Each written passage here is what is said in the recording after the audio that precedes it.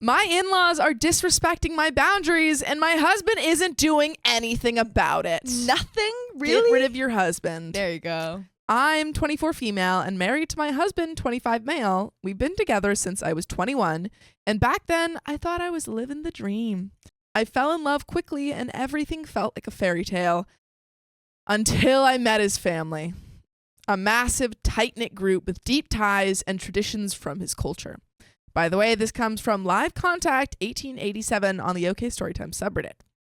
He's the third of 7 siblings, each with their own story. And his second brother's girlfriend, who shares my ethnicity, was clearly the family's favorite from the start. She was not just a part of the family, she was adored. She and my husband were best friends long before she started dating his brother, and that made things even more complicated. I'm okay with the dynamics between the 4 of us, but it used to pain me a lot that she gets to spend a lot of time at their place and with his family. Not long after meeting his family, I got pregnant. It was unexpected, but we decided to make it work. Our families are religious, and a shotgun wedding was the only way forward. The planning was rushed. There was no time to enjoy the usual excitement of engagement. Everything about the wedding was taken care of by his family. Hotels, food, the whole reception, but it felt like I was losing control of my own big day. I was grateful for their help, but as the wedding approached, I couldn't shake the feeling that this wasn't how it was supposed to be. The wedding ceremony took place in my hometown, 3 hours away from where the reception was held in his town, and on the day of the wedding, my joy was shattered when I realized that his father didn't bother to show up. No. They were too tired from the previous night's event. What was the previous night's event? My husband's grandmother, instead of his parents, walked him down the aisle, which is a massive red flag in my culture. It's like a sign that the marriage isn't serious. I mean, No. pretty sure it's a bad, it's a bad sign in any culture. Yeah. If your parents don't show up to your wedding. Oh, yeah. Well, Yeah. That's a little bit of a different issue than Yeah. wedding ceremonials. Yeah. I felt humiliated, but forced myself to smile and assure my parents that everything was fine. After the ceremony, we rushed back to his town for the reception. As part of their cultural tradition, I had to change into a different outfit, which was uncomfortable for me since I was already 7 months pregnant. Wow.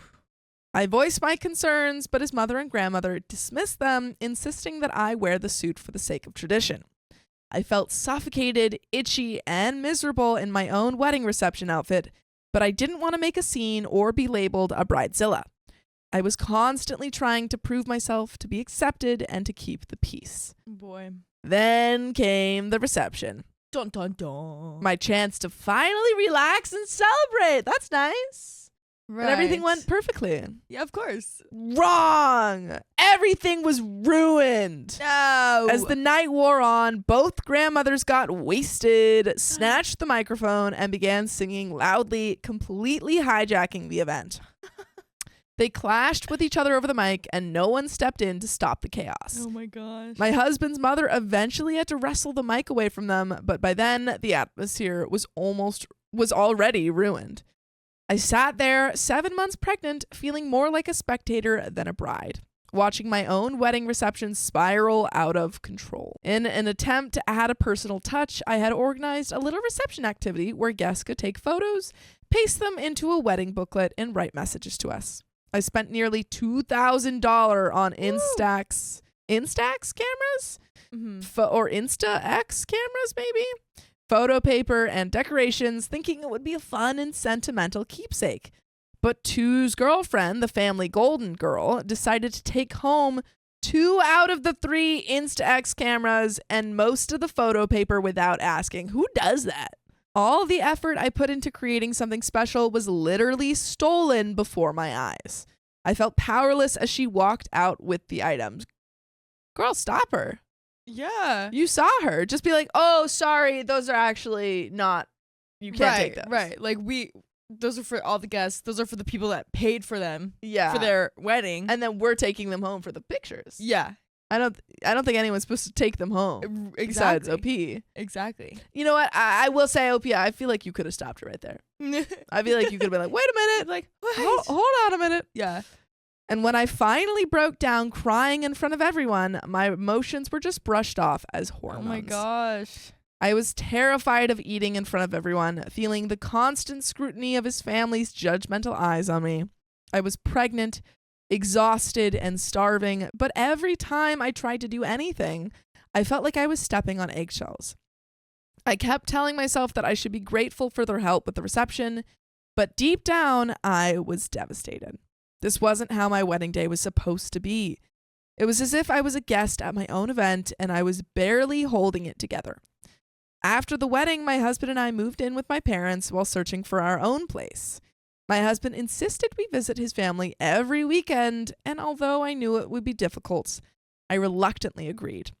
The journey to his family's home became a dreaded ritual, especially as my pregnancy progressed.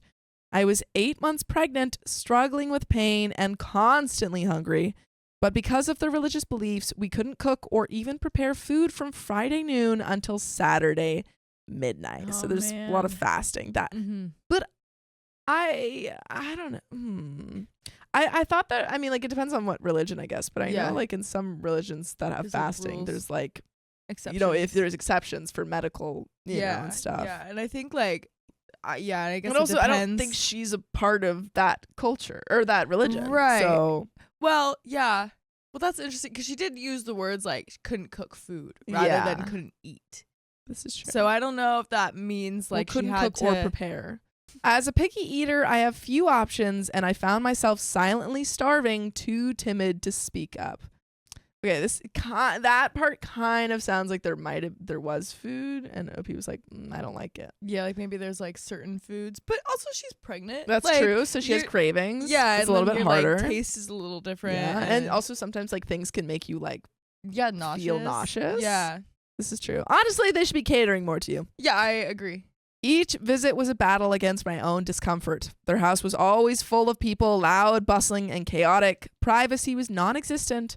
My husband would disappear, engrossed in video games or hanging out with his siblings, while I was left alone, awkward, and struggling to keep up appearances. I felt abandoned, overwhelmed, and invisible in a place where everyone else seemed so connected and close. My body ached from the strain of pregnancy, and my anxiety was through the roof, but I put on a brave face, not wanting to cause tension. Fast forward to the present. It's been 9 months since our wedding, and our daughter is nearly 6 months old. My weekdays are peaceful, but the mere mention of visiting his family fills me with dread. Dang. I've told my husband how much it stresses me out, but he insists it's his only chance to bond with his family. I understand that, but every visit leaves me feeling more drained and resentful. I feel like I don't have a voice in our marriage, especially when it comes to setting boundaries with his family. Recently, his brother got married, and we were invited only 3 days before the wedding. We both work as retail managers for the same employer as his family, and getting time off on short notice is nearly impossible due to being short-staffed, which is probably what they wanted. They probably didn't want you guys to come, so they made it hard. Yeah. Dang. But somehow his grandparents and other relatives from overseas managed to attend this last-minute wedding. It felt like a deliberate move to exclude us, as his family didn't want us there, and it stirred up old wounds from my own wedding. My husband brushed it off, assuring me that his family wouldn't do something so hurtful, but I couldn't shake the feeling that we were being sidelined. I mean, absolutely. There's more to the story, a little bit more. Yeah. But it definitely feels like they have it out for OP and kind of OP's husband, and OP's husband just doesn't realize it. Yeah, and like, and probably isn't getting the brunt of this treatment. Like, it's all going towards OP. Right, and there's like no evidence as to like why there is some sort of resentment or tension or something. Other than probably they got married pretty quick because of the baby. Maybe. So if they're religious, like if the family's religious, it might be something like that. Yeah, but I think that maybe one solution is, you know, if your husband wants to go visit his family, you can be like, okay, I don't feel super comfortable, so I'm going to let you do that. Yeah, I'm going to stay here with our 6-month-old. Yeah. You know? Yeah, so it's like, you can still have that relationship, but like, I'm not kind of being welcomed, so I'm not going to do that. Or maybe like just when you guys are there, like I wonder if she can just ask him to like, you know, keep her around more. Yeah, if like I want to hang out with your siblings. Right? Like if he's just kind of like, okay, bye, like, you know, have fun. I'm gonna go do this really quick. It's like, what? Like, Wait, we're actually gonna go play some video games. Right. You can chill in the kitchen. Yeah, it's like invite me, or like make sure that I'm taken care of as well. I can't imagine like taking my partner to like a partner to something and then being like, Right. okay, bye. Okay, bye. Yeah. Like, don't you want to hang out with your partner? But there is more. Every time we visit, our baby is passed around like a toy. I'm naturally shy and anxious, and I hate confrontation, which does seem apparent in this story. Right.